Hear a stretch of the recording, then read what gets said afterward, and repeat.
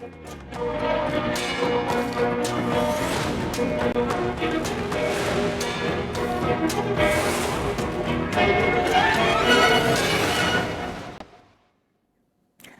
জানাবো এক নজরে দৈনিক পত্রিকার শিরোনাম। আমার হাতে শুরুতেই আছে দৈনিক প্রথম আলো।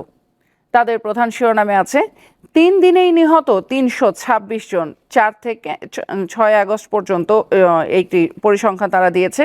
পুলিশ ও আওয়ামী লীগের গুলিতে নিহত হয়েছে মানুষ, পরে হামলা হয়েছে আওয়ামী লীগ ও পুলিশের ওপর। এর বাইরেও আছে ইসলামী ব্যাংকের সংঘর্ষ, গুলি, আহত অন্তত 10, ব্যাংক খাতে অস্থিরতা।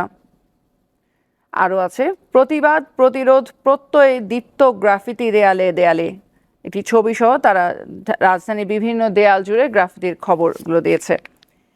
এরপর দৈনিক ইত্তেফাকের প্রধান শিরোনামে আছে এখন রাজনীতি করা কঠিন হবে, স্বরাষ্ট্র উপদেষ্টা বলেছেন।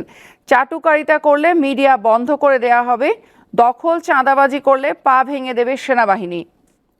আরও আছে ইসলামী ব্যাংকের দখল নিয়ে চরম উত্তেজনা, পুরনো ও নতুন কর্মীদের হাতাহাতি, গুলিবর্ষণ, 7 জন গুলিবিদ্ধ, এস আলমপন্থীদের ঢুকতে না দেয়ার ঘোষণা।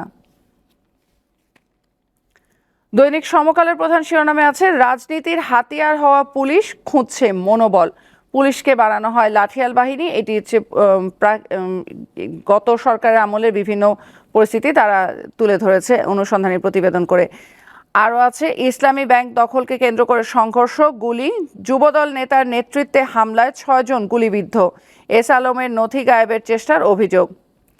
এসআইবিএল এর আরেকটি সংবাদ আছে, আরেকটি ব্যাংকের খবর, এসআইবিএল এর 7,853 কোটি টাকার খেলাপি ঋণের তথ্য গোপন।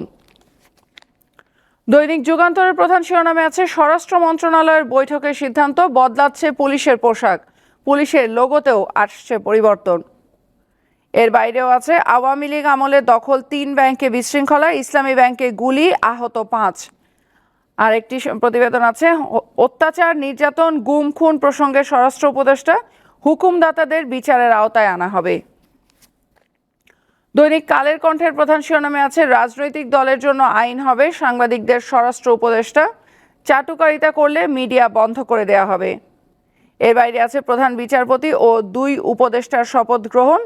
আরও আছে ব্যাংকে গোলাগুলি, দ্রুত ব্যবস্থা নেওয়া হবে, ইসলামী ব্যাংকের দখল নিয়ে গতকাল মতিঝিলে গোলাগুলির ঘটনা ঘটে। দৈনিক আজকের পত্রিকার প্রধান শিরোনামে আছে পালা বদলে ব্যাংকে বিশৃঙ্খলা। আরও আছে প্রাথমিকে বিধান রায় পার্বত্যে সুপ্রদীপ, 2 উপদেষ্টার শপথ গ্রহণ। আর মন্ত্রণালয় বললে হাসিনাকে ফেরাতে ভারতকে চিঠি জানালেন উপদেষ্টা।